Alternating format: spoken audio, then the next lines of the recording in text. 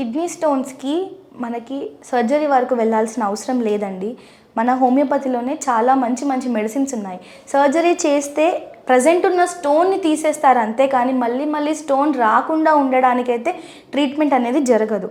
కానీ హోమియోపతిలో ఏంటి అని అంటే ఆ స్టోన్ ఫార్మేషన్ అనేది ఎందుకు అవుతుంది, ఏ రీజన్స్ ఉన్నాయి అనే దాని మీద స్టడీ చేస్తాం మనం. ఆ స్టడీలో మనకి రీజన్ ఏంటి అనేది బయటపడుతుంది. అంటే ఇప్పుడు బాడీ తత్వమే అలా ఉందా, లేదు కొంచెం లైఫ్ స్టైల్ చేంజెస్ వల్ల స్టోన్ ఫామ్ అయింది అనేది ఉందా అనేది మనం ఇన్ డీటెయిల్గా కేస్ స్టడీ చేసుకున్నప్పుడు ప్రాపర్ మెడికేషన్ తోటి కిడ్నీ స్టోన్స్ అనేది తగ్గించవచ్చు. ఒకటి ఏంటంటే లైఫ్ స్టైల్ చేంజెస్లో ఇప్పుడు కొంతమంది అనుకుంటారు వాటర్ తాగకపోవడం వల్లనే కిడ్నీ స్టోన్స్ వస్తాయి అనుకుంటారు. అదొకటే కాదండి, ఫుడ్ చేంజెస్ వల్ల కూడా వస్తాయి.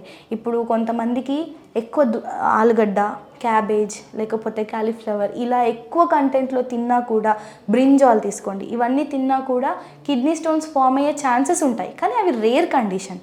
సో ఆ ఛాన్సెస్ ఏంటి, ఫుడ్డా, వాటరా, లేకపోతే ఇంకేమన్నా ఉందా, ఇన్హెరిటెన్స్ ఉందా, ఫ్యామిలీలోనే ఉందా అనేది మనం కీ పాయింట్ ఏంటి అనేది చూసుకోవాలి. సో ఒక పేషెంట్ ఉన్నారు, ఆ పేషెంట్కి ఆల్మోస్ట్ ఒక 43 years ఉంటాయండి. కిడ్నీ స్టోన్స్ రికరెంట్ అంటే వస్తూ ఉంటేనే ఉంటాయి మేడం, నాకు ఆపరేషన్ చేయించుకున్నాను అయినా వస్తూనే ఉన్నాయి నాకు అని వచ్చారు. ఆపరేషన్ చేయించుకున్నారండి, స్టోన్ బ్లాస్ట్ చేయించుకున్నారు, ఆల్రెడీ 2 times చేయించుకున్నారు. మళ్ళీ చేయించుకోవాలనంటే భయపడి మన దగ్గరకు వచ్చారు. మనల్ని అప్రోచ్ అయినప్పుడు ఆల్మోస్ట్ అతనికి రైట్ కిడ్నీలో 11 mm స్టోన్ ఉండే అండి. సో బాగా కడుపు నొప్పితో వచ్చాడు, నడుము నొప్పి, కడుపు నొప్పి, నడుములోంచి ముందుకి లాగడం, పొత్తి కడుపులోకి లాగడం, ఇలా పేగులు పిసికేసినట్టు అవ్వడము, తిన్న అరగకపోవడము, లైక్ వామిటింగ్స్ అవ్వడము, ఇలా అన్ని కంప్లైంట్స్ ఉండేయండి పేషెంట్కి. సో మన దగ్గరకు వచ్చినప్పుడు ఇన్ డీటెయిల్గా కేసు తీసుకున్నాము. కేసు తీసుకొని ఎందుకు వస్తుంది, రీజన్స్ ఏంటి అనేది మనం ఎక్స్ప్లెయిన్ చేసామండి పేషెంట్కి. ఎక్స్ప్లెయిన్ చేశాక ఏమవుతుంది అనేది ఆయనకు ఒక ఐడియా వచ్చింది.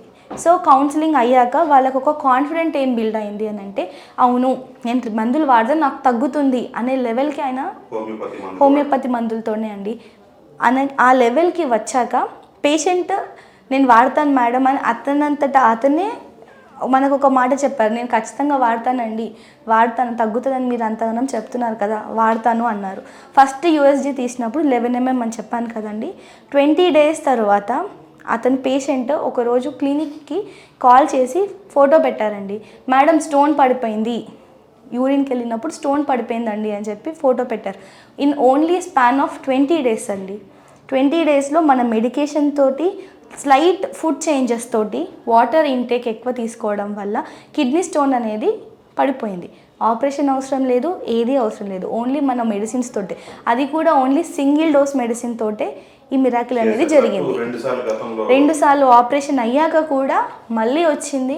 నేను ఆపరేషన్ చేయించుకోనండి అని పేషెంటే చెప్పారు. మన దగ్గర వచ్చారు, కౌన్సిలింగ్ అయ్యాక నమ్మకం వచ్చింది.